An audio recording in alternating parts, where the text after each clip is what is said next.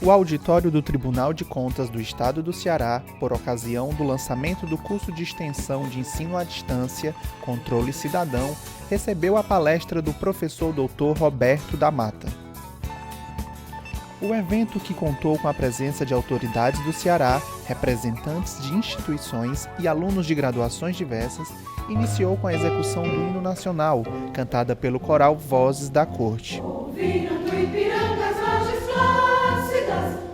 Povo heróico, grato, retumbante, e o sol da liberdade, raios fúlgidos, brilhou no céu da pátria nesse instante. Em seguida, teve a palavra o presidente do TCE, Valdomiro Távora. Da recém-proclamada República, ao instituir o Tribunal de Contas do Brasil, declarou: faltava ao governo colocar sua obra com a mais importante providência que uma sociedade política bem construída pode exigir de seus representantes.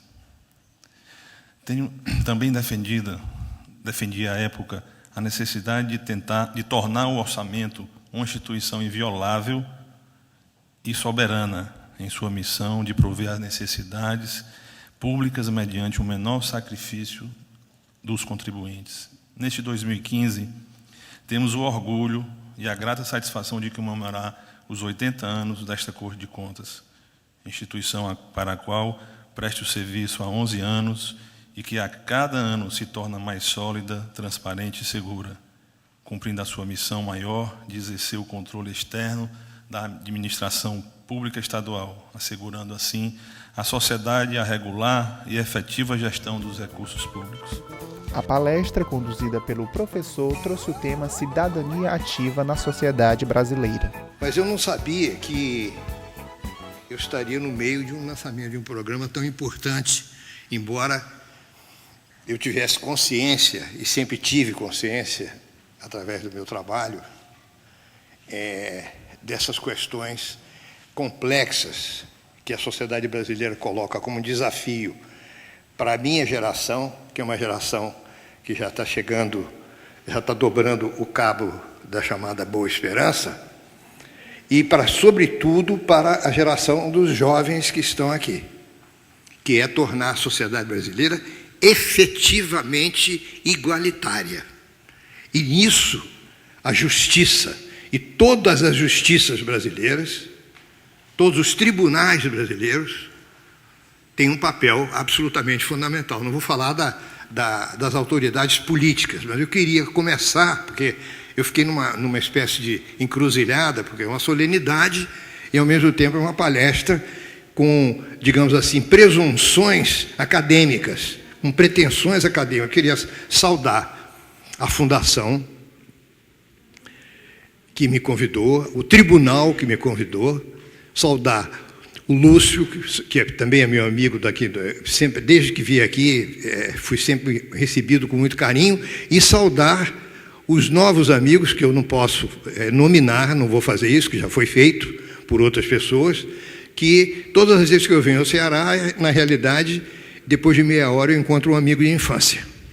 Então, tem uma afinidade muito grande, que é o tesouro da sociedade brasileira, e que provavelmente impediu o Brasil de ter disputas, em termos que começam sempre com disputas, desavenças, que são desavenças científicas, ideológicas, e que se transformam em alguns países, mas não é o caso do Brasil, mas também aconteceu no Brasil, em disputas sangrentas e violentas. A nossa violência, por enquanto, é uma violência talvez até de um outro caráter, muito mais complicado, porque ela não nos comove e não constrange tanto quanto constrangeria uma violência explícita. Mas isso não é o tema da minha palestra. Eu resolvi falar de um assunto, tem até um tema, o título é um tanto quanto, pode parecer um pouco complicado, mas não é, reflexões sobre o conceito de cidadania ativa, né?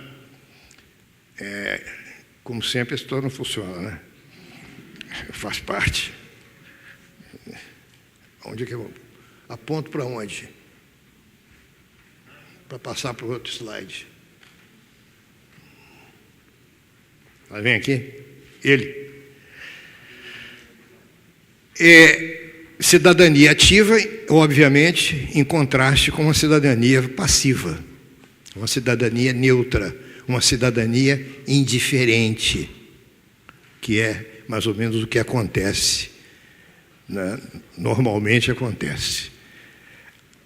O nosso desafio, falando do conceito de cidadania ativa, é como é que você pode estabelecê-lo, fazer com que ele funcione como uma realidade numa sociedade que tem uma longa e densa experiência com súditos e escravos, muito mais do que como cidadãos.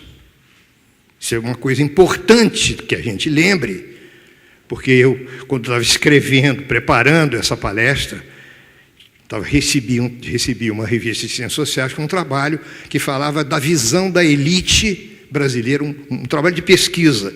Como a elite brasileira vê o povo, os pobres, e se refere, todos nós aqui nessa sala nos referimos ao povo, é um outro que está dentro de nós, é o povo, nós temos que ajudar o povo, nós temos que atender o povo. As classes populares têm que ser atendidas nos seus clamores, como se fosse um pedaço da sociedade brasileira, um segmento separado de nós, que nós não pertencemos ao povo, ou pertencemos.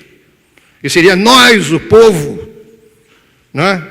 Nós, os superiores, nós que temos comida todo dia, que temos automóvel, que viajamos para Miami, que temos casa, etc, etc. Então, não é fácil você falar nisso, porque o passado, essa persistência, não é, de uma sociedade que teve escravos e súditos, é difícil você transformar essa sociedade de cidadãos que pertencem a outros, ou que obedecem cegamente a outros, numa sociedade de cidadãos absolutamente livres e autônomos, com a coragem de expressar a sua opinião, qualquer que seja ela, em qualquer situação e para qualquer pessoa, independentemente de quem seja essa pessoa. Isso é fácil de falar. Estou fazendo aqui a minha palestra, né? Você perguntar, você faz isso, da Mata? Eu não sei. Algumas vezes eu fiz, estrepei, outras vezes não fiz. Na maior parte das vezes eu sou um garoto bem educado. Eu aprendi na minha casa a não discutir com meu tio comunista, porque não adiantava. Também aprendi a não discutir com meu tio reacionário, porque não adiantava. Então não discute com os mais velhos. O aprendizado, será que foi só meu? Ou foi de todo mundo que está me ouvindo? Eu não sei, eu estou colocando uma questão. Eu botei ali um asterisco com a história da democracia dos dragões na China, porque é uma história que eu ouvi de um cientista político chinês nos Estados Unidos, numa universidade americana, em que, antes da China se transformar nessa potência galopante, a China estava só trotando naquela época, não estava galopando ainda. Aí ele contou a história que tinha um imperador na China que amava os dragões, achava dragão o troço mais bonito do mundo. E tinha desenho de dragão na cama dele, o kimono dele tinha um dragão de ouro, a cama tinha a forma de dragão, tinha estátua de dragão em tudo quanto era lugar, etc. Aí os dragões que moravam nas montanhas ouviram que tinha um imperador daquela determinada parte da Índia, da China, que gostava de dragão, e resolveram visitar o imperador. Quando os dragões apareceram, o imperador mandou prender e matar os dragões. E o chinês dizia exatamente assim que acontece com a democracia. Nós todos queremos a democracia, mas quando a democracia chega, não nos seus aspectos formais, mas nos seus aspectos de prática de democracia, que inclui, inclusive, prender algumas pessoas, aí é muito ruim, é igual o dragão. Aí ela se transforma numa coisa horrorosa, não é mais querida. Então, esse é um ponto fundamental para a gente. Eu não sei como é que isso se encaixa nesse programa, mas deve se encaixar, porque esse programa e cai em cima de relações sociais, de uma sociedade densamente marcada pela aristocracia e pela hierarquia, que é a sociedade brasileira tradicional. E também pela igualdade, porque senão eu não estava aqui e não existiria esse Tribunal de Contas e, obviamente, o Brasil jamais teria transitado da monarquia para a república. Um outro problema que é interessante é essa questão da cidadania como um papel social. E o papel social tem a ver com um palco. Tem a ver com isso que eu estou andando aqui. Eu falei até para eu acho que eu vou sapatear aqui, porque cara, dá para cantar, sapatear. Um palco. E todos nós, quando entramos num palco público e ocupamos um cargo público, esse cargo nos envolve em determinados aspectos da nossa vida. Ele tem que ser honrado. Não somos nós que vamos canibalizar o cargo. É o cargo que tem que nos canibalizar. E esse cargo tem que estar definitivamente ligado ao bem-estar coletivo e social. Porque por isso ele é público. Então, se ele é público, a questão da transparência tem que ser absolutamente clara. Desculpe o pleonasmo. A transparência faz parte do cargo, dessa roupagem. Não há como reclamar se alguém pedir a uma autoridade as suas contas. Porque a autoridade não tem vida privada mais. Não tem direito à vida privada. Então, essas são questões da democracia moderna que são ainda mais ampliadas com toda a tecnologia de transparência que as sociedades democráticas inventaram, que é o iPhone, o iPad, as câmeras. Eu não posso dizer jamais que não estive aqui hoje, porque eu estou gravado. Eu estou sendo gravado, televisionado, fotografado. E além que eu testemunho público, né? Então não tem como negar que é o que tem acontecido. Eu acho que esse é um dos elementos importantes nessa transformação que vem acontecendo no Brasil nesses últimos 15, 10, 12, 8, 7, 3 anos. As tecnologias que obrigam, que revelam, que desvendam, desmascaram o lado íntimo de pessoas que ocupam posições públicas absolutamente fundamentais e que o que é a posição, o que é na realidade o espaço público é o espaço da própria sociedade. Então esse programa, não é, do cidadão, do controle cidadão, é importante no sentido de que uma instituição pública, como o Tribunal de Contas, se abre para a sociedade. Vocês não estimula a sociedade a nos procurar. Essa aproximação entre Estado e sociedade, eu acho que ela é extremamente importante para que a gente termine esse processo de democratização, não só de maneira eficiente, mas levando isso a um bom termo, a uma saudável disputa, porque essa disputa jamais termina nas sociedades verdadeiramente liberais e democráticas. Só no despotismo é que você não tem disputa entre os interesses da sociedade e os interesses do Estado, porque um deles é inibido de maneira através de um terror ou através da polícia política. Mas se você tem uma sociedade viva e ativa, sempre vai ter desacordo. E a democracia tem essa fragilidade. Ela é frágil. E ela corre sempre atrás de si própria, como a gente vê acontecer em alguns países, que nós brasileiros, às vezes, temos até uma leitura um tanto pessimista. Os Estados Unidos estão acabando, não sei o quê. Não, a sociedade americana sempre foi assim. Quebrou o monopólio. Sempre teve drama na sociedade americana, sério. Em alguns lugares, em alguns momentos, mais sérios do que os dramas atuais. E os dramas retornam. Então, esse ponto é um ponto que é importante da gente falar. Uma coisa que eu acho que é fundamental, pelo menos no meu trabalho, na minha visão de Brasil, é discutir como nós fomos em relação ao que nós somos e ao que nós queremos ser. E esse ponto que é importante, que eu acho que todo mundo, de qualquer maneira, lembra, ou sabe, ou intui, se o passado não for revelado e trazido à tona, ele retorna. E ele retorna como drama.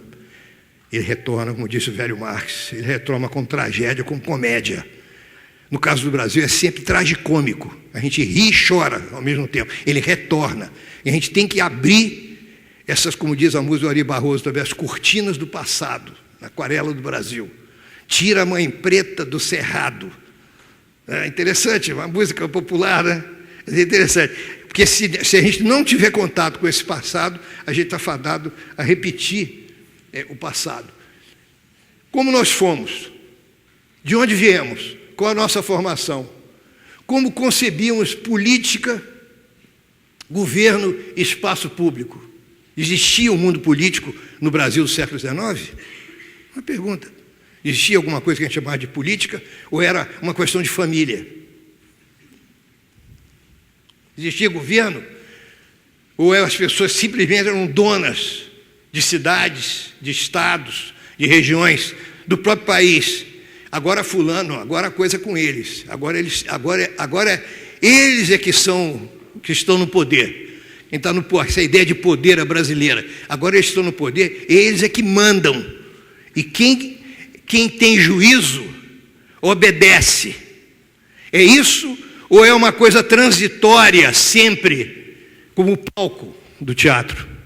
Um dia o cara fez a palestra, ocupou o cargo que foi legitimado por eleição para 4 anos, para 5 anos, para 3 anos, sei lá quanto, e depois ele vai embora, ele sai do palco tranquilamente, e sai do palco criticado, elogiado, e é normal isso. Isso é difícil. Como? Quem não tem juízo, você tem que... Depende. Pode ser internado no hospício ou ser colocado na cadeia. Né? Mas pode ser colocado no hospício. Então, qual era o nosso... Que tipo de sistema nos governava? Quando você transita da monarquia e vai para a república. A monarquia é radicalmente diferente do sistema republicano. Qual era o nosso estilo de vida? Havia ética de mérito, porque é isso que nós estamos falando aqui, desse programa, cidadania, tem a ver com mérito e tem a ver com igualdade, que são duas coisas complicadas no Brasil. A questão de aceitar o mérito sempre foi uma questão difícil e complexa. Coloquei aqui um quadro, só para não dizer que eu estou mentindo, né? Isso é Lago de São Francisco, Thomas Ender, pintado em 1918, mais ou menos. O número ali está errado. Em 1918, Thomas Ender é um austríaco que veio com a mulher de Pedro I, a dona Leopoldina, é uma austríaca culta, etc. Traz esse cara, ele pinta essas. E o que eu botei ali é a Rua Brasileira Antiga. Onde é que tem cidadão ali? Se você olhar desculpe a reprodução, se você olhar de perto, só tem escravo. Os cidadãos, eu acho que aperta aqui embaixo, né? Porque eu tenho medo de cima. Hein? Meio. Não, para o laser. De baixo. Pô, apagou tudo. Eu sabia.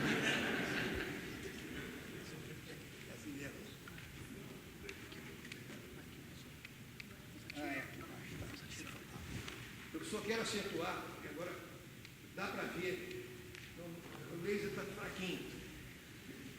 Não eram cidadãos no sentido... Não eram cidadãos porque não eram iguais. Mas aqui você tem os escravos, a maioria, que nenhuma pessoa, mulher então, não ia para a rua.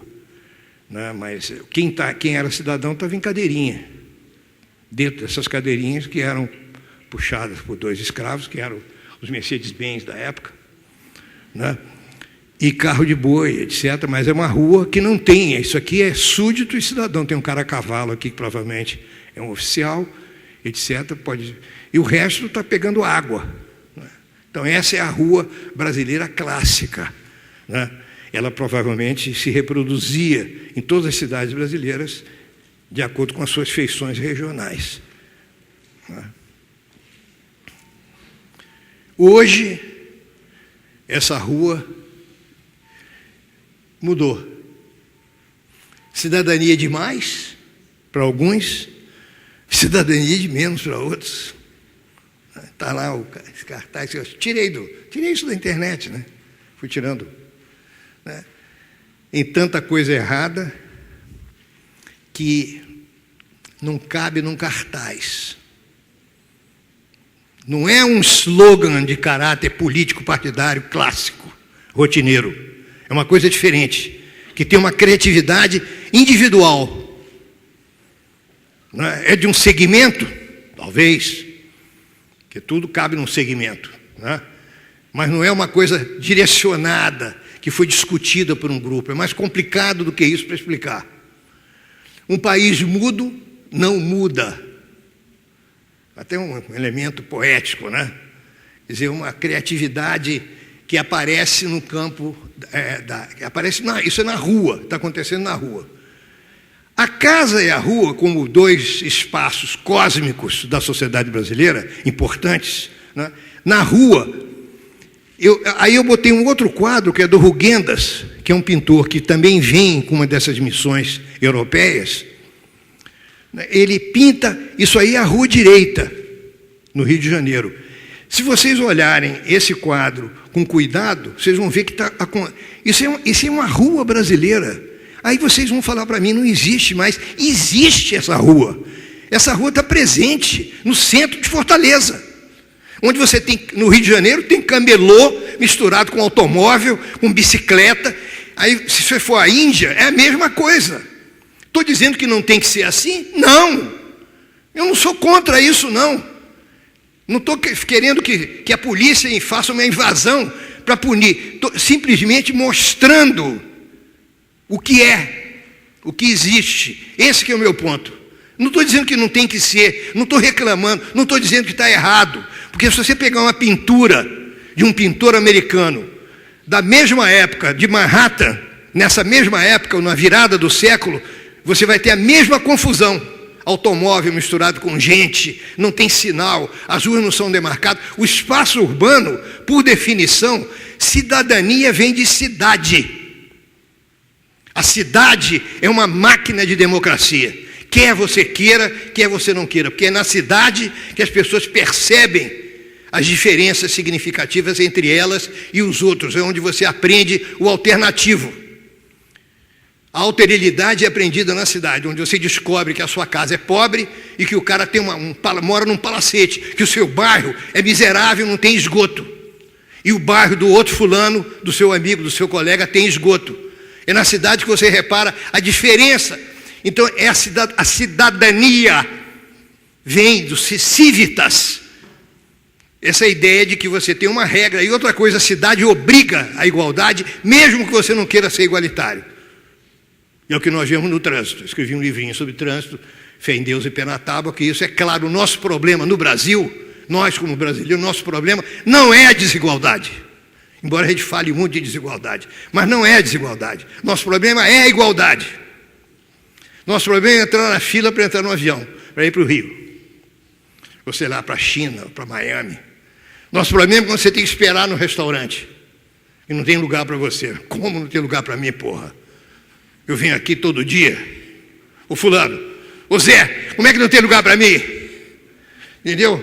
Tem que ter lugar para você. O nosso problema é quando você é obrigado a seguir uma norma que vale para todos. Esse que é o grande problema. E por isso nós temos problema com a meritocracia, que é a fila, o concurso. Como que eu vou fazer o concurso? Pô, estou com 70 e poucos anos. Eu fiz um concurso na PUC, né? Esse concurso eu fiz para ser professor titular, tinha que fazer aula, fazer currículo, escrever um tal negócio que existe no Brasil. Só tem no Brasil tal de memorial. Eu tive que fazer um memorial de Aires, que é o memorial do da Mata. Velho, me lembrando de coisas, como é que eu fiz, como é que foi minha vida. Um negócio meio cretino, porque não há quem fale da sua própria vida sem querer se autoelogiar, né? Só se for um débil mental. Um maluco, alguém perguntou aí, o cara é louco, né? Né? Só se for um débil mental, não, eu fui horrível, não fiz nada. Então eu tive que fazer isso. Seguir essa rua do Rugendas é uma rua parece um pouco, lembra essa... A rua sempre foi um espaço de manifestação, no sentido de manifestação até da dona Julieta, que era amiga da minha mãe, que recebia espíritos. Os espíritos se manifestavam com uma facilidade incrível em dona Julieta. Dona Julieta, de vez em quando, ficava diferente, mamãe dizia, calma, ela está... Tem uma entidade se manifestando na dona Julieta, entendeu? A Julieta dos espíritos. Depois o Fellini fez o filme, é verdade. Ou com ou sem cidadania, ou com muito... Esse é um outro problema interessante. São várias cidadanias, provavelmente. Várias cidadanias que provavelmente, ou certamente, não eram cidadanias cívicas ou políticas. Era uma outra forma de cidadania. Os deficientes físicos no Brasil, que são muito pobres e que aparecem como mendigos em cidades, nas esquinas, mostrando as suas chagas, pedindo esmola, são uma forma de cidadania. Porque eles ocupam aquele espaço para pedir esmola. Tem um ponto. Aquele ponto é deles. Como pode aparecer uma pessoa vendendo alguma coisa naquele ponto. Isso é uma forma de cidadania. É complicado, porque são várias cidadanias que têm interseções de cidadanias. Esse aí é um desfile, isso aqui é tranquilo, né? Sambódromo ou uma rua qualquer, quando não tinha sambódromo, era na Avenida Presidente Vargas.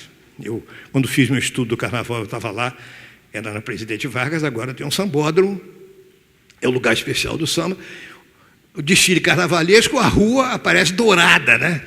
Essa rua dourada, prateada, encantada, que teoricamente não tem problema nenhum, porque o carnaval cria essa harmonia de cabeça para baixo do mundo e tal. Eu estudei isso. Tem gente que diz que eu errei completamente, tem gente que diz que eu acertei na mosca. Eu não estou... O que eu posso fazer, né? Eu fico... um lado meu diz que certamente eu estava certo, o outro diz que certamente eu estava errado, e tem um outro que diz que não estava nem certo nem errado, que simplesmente alguém vai depois estudar isso de novo para melhorar. É muito complicado, mas enfim, essa rua é uma rua dourada, é um momento dourado. Isso aqui é para o pessoal que admira, desculpe, mas eu jogo, só posso jogar num time, né? Não consegui jogar em 2 times. Então, é um mundo de cabeça para baixo. A nudez como um presente para o povo dessa mulher maravilhosa, com os dentes perfeitos, né? Ela foi num ortodontista, passou 3 meses, eu sei, ela gastou, eu telefonei para ela, eu bati um papo com ela no telefone, ela gastou R$40 mil no ortodontista para ficar com esse sorriso, entendeu? O resto eu não vou nem dizer, de cirurgia plástica, etc., entendeu? Mas enfim, Círio de Nazaré, uma outra maneira de ocupar a rua, uma outra forma de cidadania, muito mais simples de entender, não gera discussão, porque ninguém vai discutir se Nossa Senhora de Nazaré estava certa ou errada, se ela roubou ou não, se ela vai ser presa, se o Tribunal de Contas vai autuar Nossa Senhora de Nazaré. Vocês querem fazer isso, ministros? Podem fazer isso? Então, essa cidadania da fé, da religião, que é tradicional no Brasil, a pergunta, ela pode se confundir com outras formas de cidadania? A religião pode passar para o campo ideológico sem a gente saber? Poderá haver esse deslizamento ou não? Mas essa é uma forma de cidadania legítima. Isso aí é o centro de Belém, totalmente impossível você andar. Eu assisti. Quem aqui, por acaso, teve a oportunidade de ver esse espetáculo maravilhoso que é o Círio de Nazaré? Eu vi uma vez, não posso nem voltar.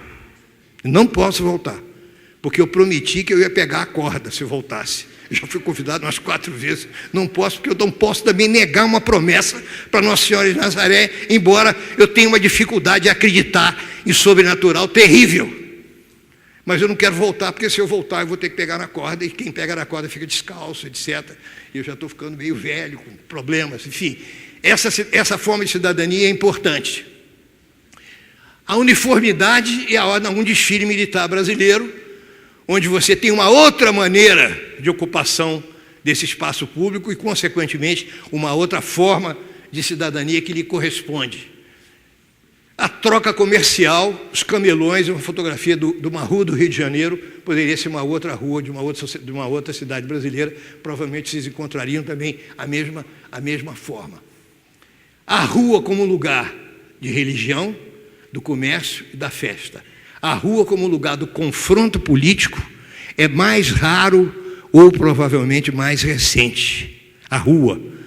A mesa de comer dentro da casa provavelmente foi um comedouro e eventualmente foi um palco de disputa política. Pelo menos na minha geração foi. Porque eu me lembro de, lamentavelmente, discutir muito com meu pai, que obviamente quem era o reacionário era ele. Óbvio, não era eu. Hoje eu sou o reacionário. Não, mas ele era o reacionário. E eu lamento profundamente as vezes que eu importunei meu pai com idiotices absolutas, mas que não eram idiotices para mim naquela época. Eu tinha o direito de produzir essas idiotices, que eu tinha 20 anos. Com 40 anos já fica mais difícil, com 70 é lamentável. Certamente é mais aceitável hoje essas discussões. A rua como impessoalidade, o lugar da impessoalidade, por isso que a cidade democratiza, porque você não sabe com quem você está falando. Você não conhece a pessoa que está do seu lado. Se ela é feia, bonita, fedorenta, mal vestida, você não sabe quem ela é. E você não pode usar para com essa pessoa que aparece anônima e impessoal, você não pode usar o mesmo tratamento, o mesmo conjunto de valores que você usava para as pessoas que estão na sua casa, que não precisam de apresentação, porque obviamente são pessoas da sua família, elas pertencem à sua casa, têm o mesmo sangue que você, têm a mesma carne. Isso é muito importante, não cabe a igualdade aí, essa igualdade impessoal da lei que vale para todos, não cabe, porque tem que guardar a comida do pai. A pessoa dá comida para outra voluntariamente, não é? O vinho, não, deixa mais um copo porque o papai gosta mais de vinho. É completamente diferente. Em contraste, tudo isso não é em contraste com a casa, que eu estava falando, a intimidade, a pessoalidade, o particularismo, a continuidade, porque a gente tem filho, os filhos têm filhos. Eu estou nessa fase, né, agora, que é a fase diz que é a mais gostosa, mas é a fase final. É bacana. O mundo é muito bem feito. A fase mais gostosa é a fase final. Você está para sair do palco. Eu tenho netas lindas, maravilhosas. A relação com netos é uma relação tranquila. Ela é uma relação livre, é uma relação jocosa, que a gente pergunta coisas que jamais perguntaria para um filho. Minha neta chegou na minha casa com a amiga, cada um com o namorado. Aí eu, pai, primeira vez que isso aconteceu. Aí eu recebi e tal. Falei, então, Lívia, as meninas vão ficar em que quarto e os meninos em que quarto? Ela falou, não, vovô, os casais vão ficar cada um num quarto. Mas na mesma hora caiu aquele relâmpago, a ficha caiu com uma velocidade na minha cabeça. Eu falei, mas é óbvio, querida, me perdoe, mas se fosse minha filha, ia ser um problema, mas não era minha neta, então é completamente diferente. Aí eu coloquei, essa é uma gravura de Debré, 1814, 1818, Debré. Essa também é uma gravura antiga.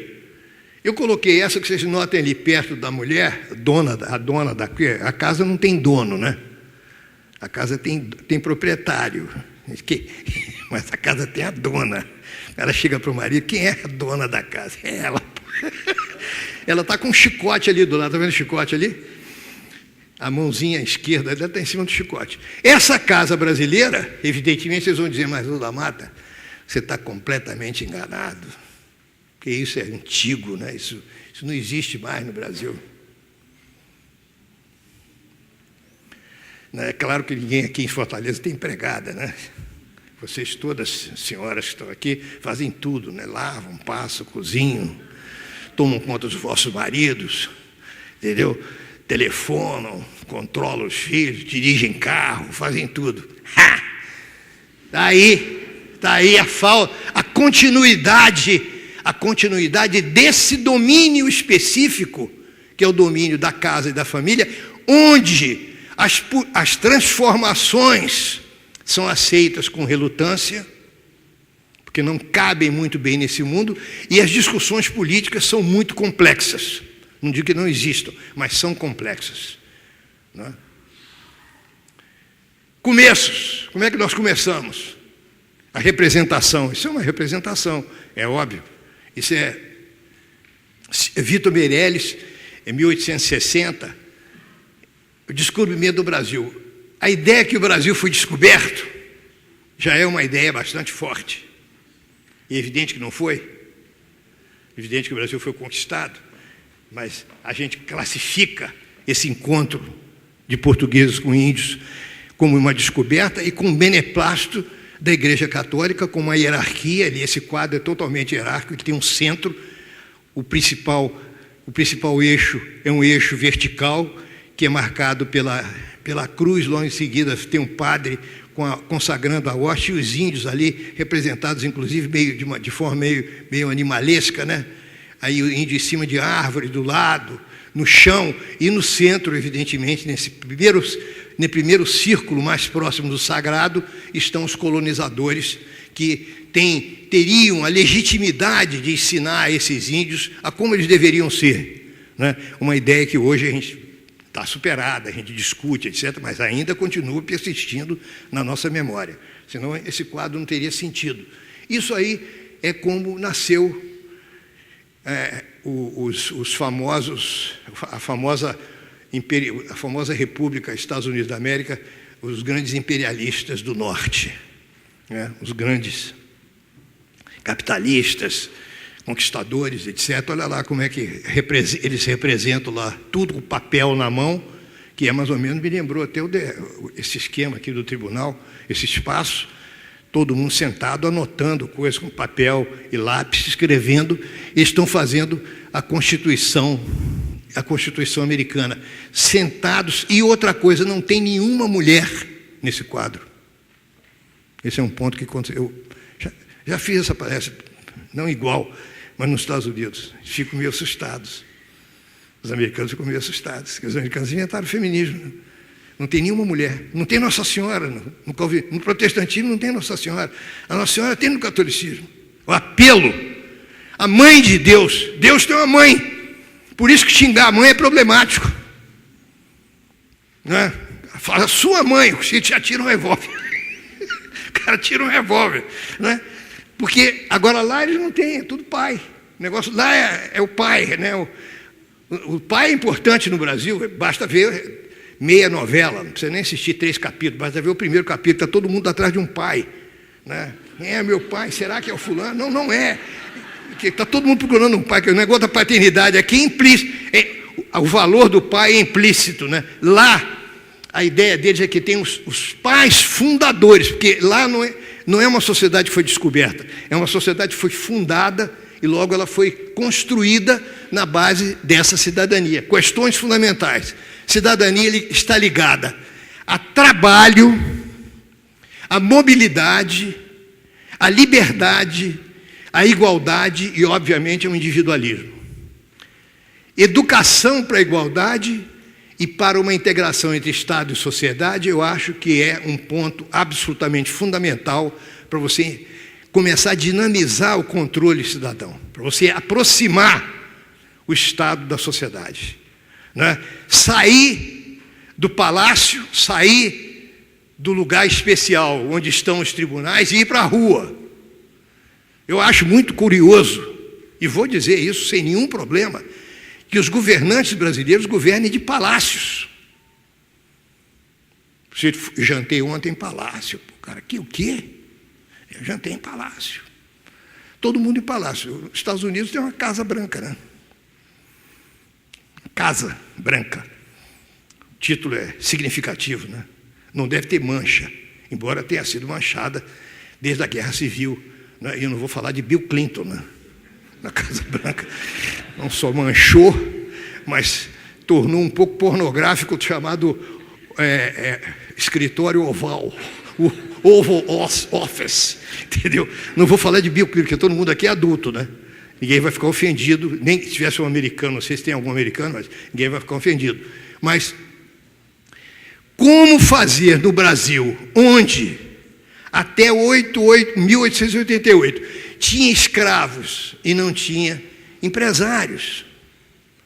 Nós estávamos lá na sala discutindo sobre as empresas cearenses, né? Empresário no Ceará. O que o Brasil tinha, e continua tendo, mas tinha muito mais, comerciantes, vendeiros, patrões, taverneiros, quitandeiros e, acima de tudo, meus queridos amigos, traficantes de escravo, que era o grande investimento daquela época. Você tinha um dinheirinho sobrando, alguns cruzados, era cruzado, que depois o grande Sarney redescobriu, né? No plano cruzado, era o cruzado. O cruzado, você tinha alguns cruzados sobrando, você investia para comprar escravo, que era um negócio da China. Era muito valioso, porque nós não somos, não é, uma sociedade baseada, nós não somos uma sociedade baseada no trabalho. Nós somos uma sociedade baseada... Esses caras, isso aí eram as máquinas, não era caminhão. O Rio de Janeiro foi visitado a partir da chegada de Dom João VI. Cravei, tenho mais de 20 minutos. Entendeu? Parece um jogo de futebol. Isso é igualdade, isso é moderno. Isso é moderno. Se fosse na época de Camões, eu falava que durante 3 dias, né? Portugueses, agora eu vou recitar mais uma poesia. E aí, e todo mundo dormia. Então, agora não, tem 20 minutos. Tenho 20 minutos. Peço a alguém, por favor, marcar para mim. Quando tiver mais 10 minutos, ela avisa. Tá, obrigado. Então, isso aí é um desenho do Guilherme Briggs. Foi um grande desenhista brasileiro. Toda essa iconografia está esperando alguém para ser analisada, né, sociologicamente, antropologicamente. O chefe que vai com aquela bandeirinha do Flamengo ali, ele não é Flamengo, não existia Flamengo não, mas o Flamengo saiu dali. Ele vai na frente cantando e todo mundo carregando, provavelmente aquilo ali era açúcar ou era café ou açúcar no porto. E os viajantes todos que chegam no Rio de Janeiro ficam assombrados com a ausência de animais de carga, de carroças e de guindastres e de carros. Não tem máquina, porque tudo era feito por escravos. E os escravos eram os nossos... Aí eu até escrevi uma crônica uma vez, e imagina, os escravos foram nossos robôs. Nós não temos uma ciência robótica, porque nós tivemos escravos. Não tem robô melhor do que um escravo, que é um ser humano, que é escravizado. E trabalha como uma máquina. E é tratado como uma máquina. Então, essa sociedade, quem eram esses caras que moravam com você? Moravam na sua casa, na sua fazenda, trabalhavam na sua loja. Eu estou colocando isso para agravar o tribunal que quer fazer esse programa. Eu não estou colocando, eu não vim aqui para fazer igual Jesus Cristo. Eu não vim aqui para facilitar, não, eu vim aqui para complicar. Entendeu? Vocês querem falar em revolução? Quem quer falar em revolução, me convida. Me chama para fazer, porque é o reacionário que vai fazer a revolução. Porque eu não acho que seja fácil transitar de uma sociedade com esse passado para uma cidadania ativa e achar que alguém venha a esse tribunal com elevador, com protocolo, não sei o quê, vai entrar aqui para chegar, eu quero falar com o presidente que eu estou com uma queixa, não sei o quê e tal, tal. Vocês vão ter que trabalhar muito. Inclusive na modificação dos protocolos arquitetônicos, da retórica do poder. Porque cada poder tem uma retórica. Como é que o cara entra numa Câmara de Deputados cheio de segurança, de coisa para falar? Eu quero falar com o meu deputado. Seu deputado? Quem é seu deputado? É o cara que eu votei nele. Você está enganado. Nos Estados Unidos, o cara fala, eu quero falar com o meu senador, com o meu deputado. Escreve carta para o deputado. Imagina o deputado recebendo uma carta com um pedido de uma senhora de 60 anos, porque ela quer jogar pôquer, e o delegado de polícia implicou com ela e não deixa ela jogar pôquer com as amigas à noite. O que ele vai fazer com essa carta? Ele vai responder para ela. vai dizer que a mulher é louca. Essa é uma questão.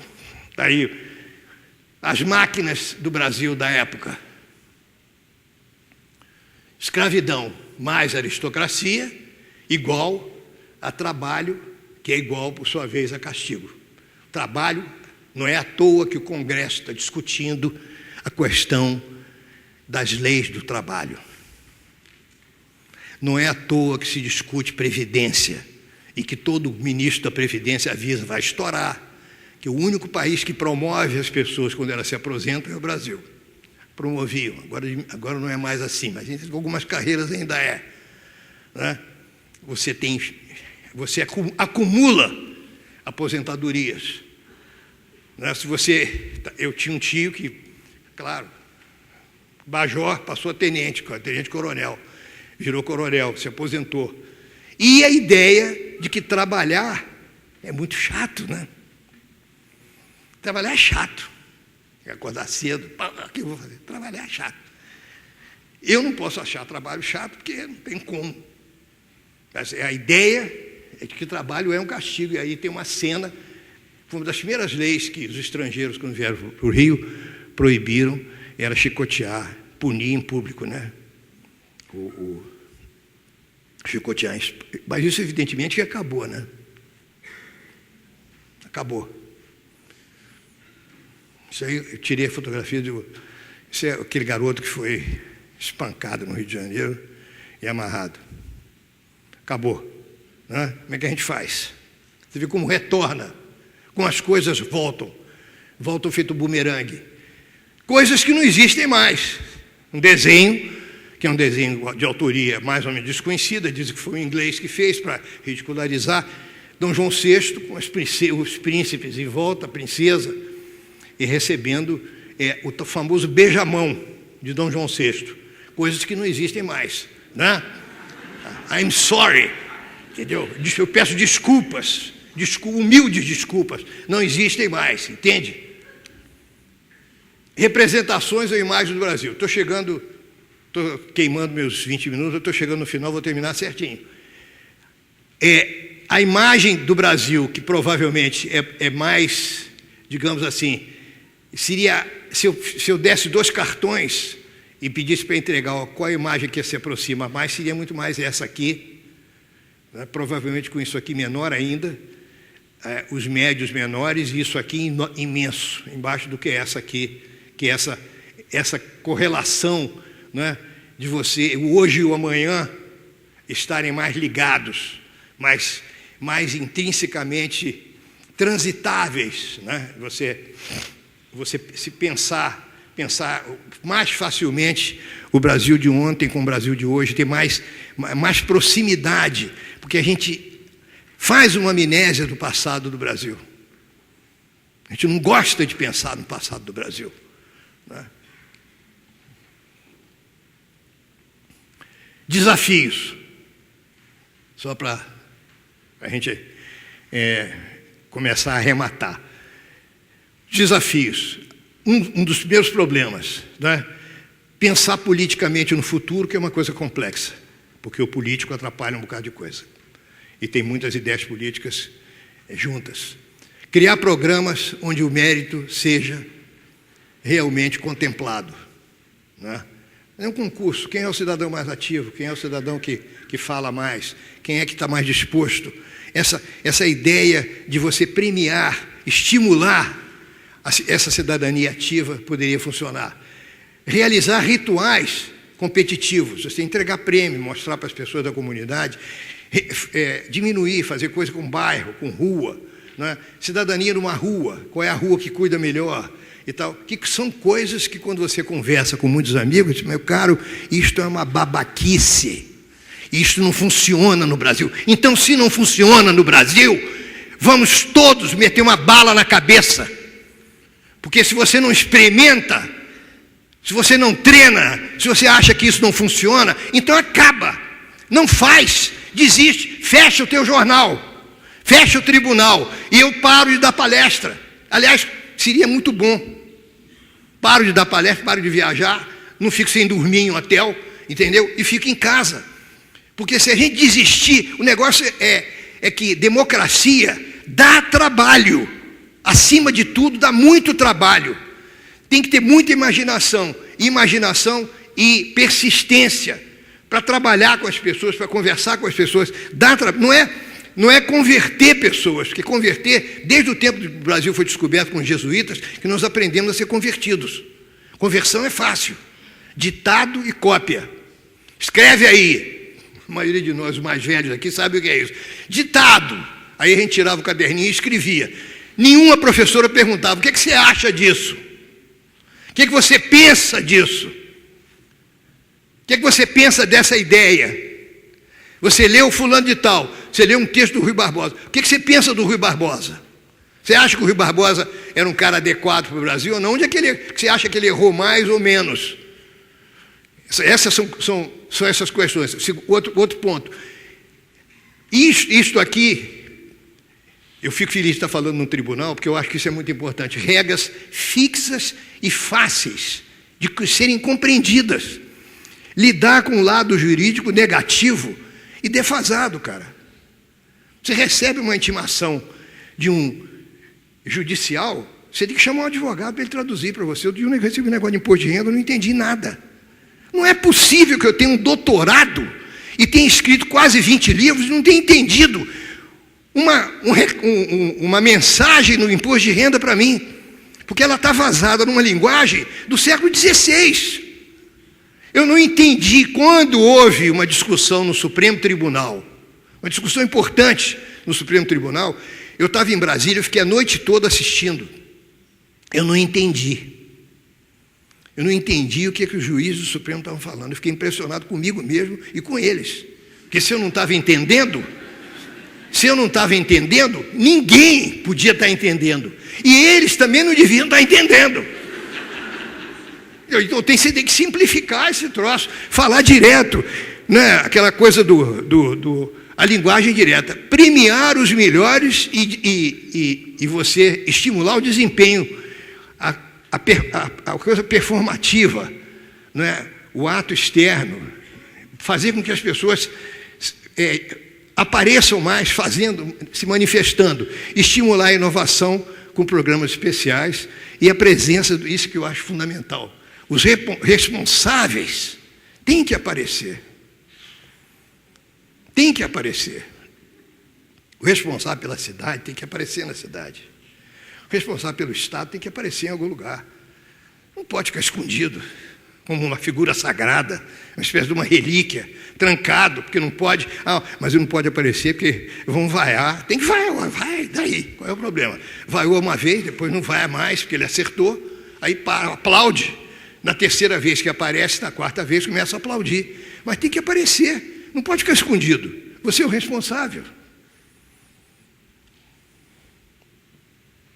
Finalizando, Shakespeare, que é um grande amigo meu, dizia que o mundo, eu comecei e vou acabar como comecei, o mundo é um palco e a gente entra nesse palco sem pedir. A gente não escolhe os papéis, não escolhe o tipo de drama que nós entramos. A gente muda de drama, sim, mas não mudamos no início. Nós mudamos de drama sempre com um outro drama, que é o drama dos nossos passados, da nossa infância, do que nós sofremos na nossa infância. E um outro dado mais doloroso, um dia nós saímos do palco, porque o mundo é um palco, e nós saímos desse drama e desse palco. Certamente, a única certeza é que nós entramos no palco, mas um dia nós vamos embora desse palco. Nós sairemos, não vamos saber, graças a Deus, não sabemos como, porque se a gente soubesse como, o mundo não seria o que é. Mas um dia nós vamos sair desse palco. Então, antes de sair do palco, vamos fazer alguma coisa interessante nesse palco, dentro dos nossos limites. E o último ponto, no gerenciamento moderno, é fundamental colar papéis em atores o tempo todo. Daí o trabalho e o papel de diretores e gestores, que é o caso do judiciário numa sociedade democrática, que é a área mais perene, a mais sólida, a mais firme, a que exige um maior conhecimento de determinados saberes da sociedade, que são as leis, não é? E que estão em sincronia com o sistema. Essa ideia de que eu não tomo posse do papel, o papel é que me possui.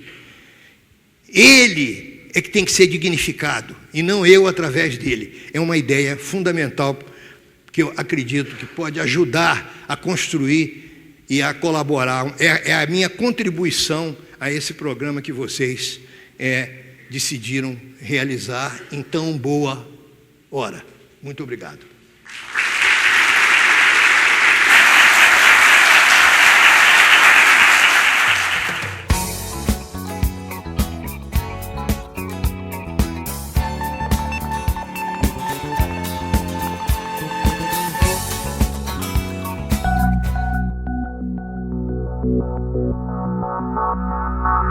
Thank you.